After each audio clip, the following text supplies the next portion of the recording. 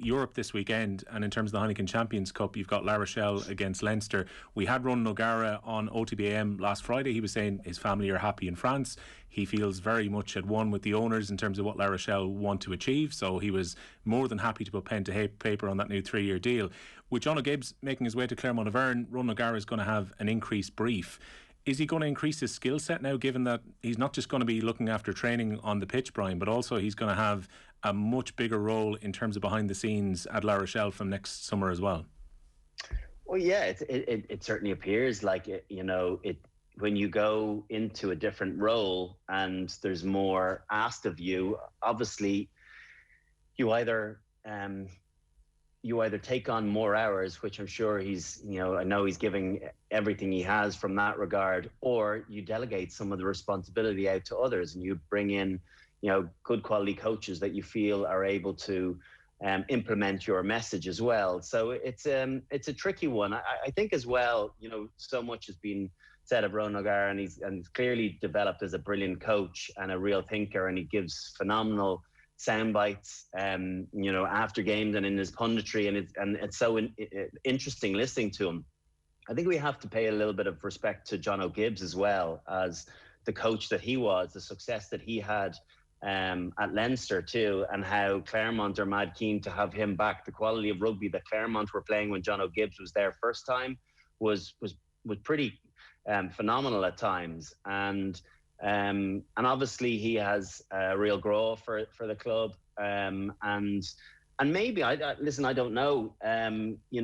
Does he feel as though he wasn't getting the credit that he deserved in La Rochelle? I don't know what his thinking behind going is, but it felt as though, I'm sure there was a lot of quality thoughts from both John O'Gibbs and Ronan O'Gara. And now Rog is going to have to go and develop, his own head coach or his own coaching ticket.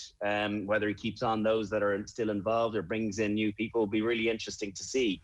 But I do feel as though it's been very much from an Irish perspective, Ronan O'Gara's La Rochelle, when John O'Gibbs is still in as director of rugby role, and must have had a huge say. And indeed, the combination with Rog has obviously produced this quality display that we've seen from La Rochelle over the course of the season. The other thing we're probably guilty of here is to say, surely Ronan O'Gara is going to end up back at an Irish province or taking an Irish gig at some point. Look, Ronan O'Gara has had no problem clocking up the air miles and going to New Zealand and having a couple of spells at different clubs now in France. I don't think Ronan O'Gara is necessarily in any rush, Brian, to come back and work in Ireland again. Have you ever been in Ile de Ré? Well, it's very nice. I've only ever been there once, and you've got the Atlantic coast. I saw images of the last year's Tour de France, which went right by Ronan O'Gara's house. It's not a bad place to be. Yeah, listen, I know there's no place like home, and Roger at some point will end up, be it in Cork or in Limerick. But do you know what? It's all right when the families, he's got 5 kids and a wife that are well settled there. They, obviously are fluent French speakers. I'm sure, probably think of themselves nearly more as French than they do English, English speaking. So I do feel as though that I can understand why he's gone and signed on for another 3 years. He's got the backing of, the board in La Rochelle or the owner, he's playing. His team are playing a great brand. He's got some really clever players in key positions. It's a great part of France. Like, what's not to like about all those things? The Munster job will be there for him. Rog isn't going anywhere. He's continuing to build his coaching acumen, and if he manages to win this weekend, or he manages to win a European Cup or a bouquet in the next few years, his stock will continue to rise, and it'll be inevitable that Munster eventually will come looking for him. And when that time arises, I'm sure he won't be able to turn it down. But for now, with Johan van Gran in situ in Munster, and Rog very happy in La Rochelle, again, I said it before, be careful how quickly you get to the top, to the job that you want to get to, because there's a finite period of staying there too. Well, La Rochelle are in a wonderful position currently. They're 5 points back in the top 14 race, but they do have a game in hand because they didn't have a game last weekend. They're coming into this game as well, Brian, on the back of what I thought was a really impressive performance at Kingsholm against Gloucester a couple of Fridays ago too. They'll be really fancying their chances this Sunday. They will, and you have to remember they are at home. That's a big thing. Raj said when asked about it, he said, the big thing is getting pulled out. One or three, and Lawrence Delalio managed to do that. Home advantage is a huge thing. It's obviously way more beneficial when you've got your own crowd there and your own supporters, but the familiarity of all the things leading up to playing at home versus being away does sway performance on your side, and that's the reality of it. It's human instinct that we prefer playing in places we're familiar with. On the basis of that, it's going to be a very, very difficult game for both teams, because of the quality of opposition that La Rochelle have in Leinster, but the fact that La Rochelle is one of the more difficult places now to go and play in France, an impressive home record to boast of. It's going to be really, really difficult. So, and the quality that they're playing and the variety and diversity to their game as well, where it's mauling but also great counter-attack, guys with lots of experience in 8, 9, 10, and Doolan at 15, Will Skelton bashing people up front.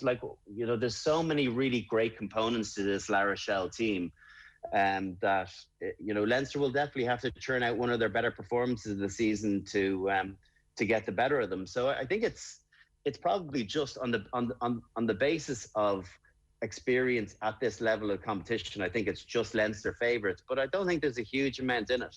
Well, given the way Leinster played against Exeter, that performance at Sandy Park is right up there with the best Leinster performances, even going back to the teams that you were involved with, Brian.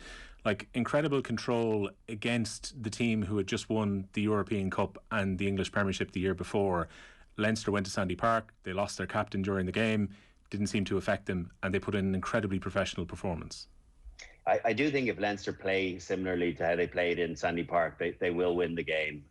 Such was the impressiveness of that 65 minutes. Obviously, they conceded, even 70 minutes, they conceded 2 scores within 8 or 9 minutes. But the manner in which there was no panic, they turned it around, they lost their 10, and Rossburn came in and the way he pulled the strings. But just the leadership littered throughout the team.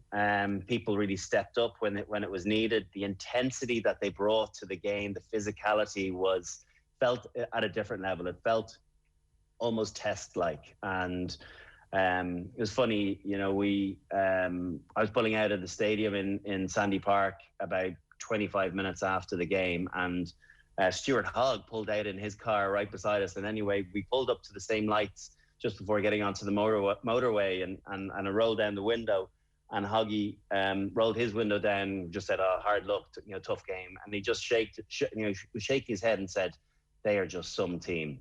And so when the European champions are saying that, that you saw a really, really great performance from, what has to be one of the real top favourites in the tournament. But it's semi-final time, you're playing away from home and all bets are off. And if La Rochelle can turn out their best performance of the season and Leinster don't manage to deliver, well, they'll win.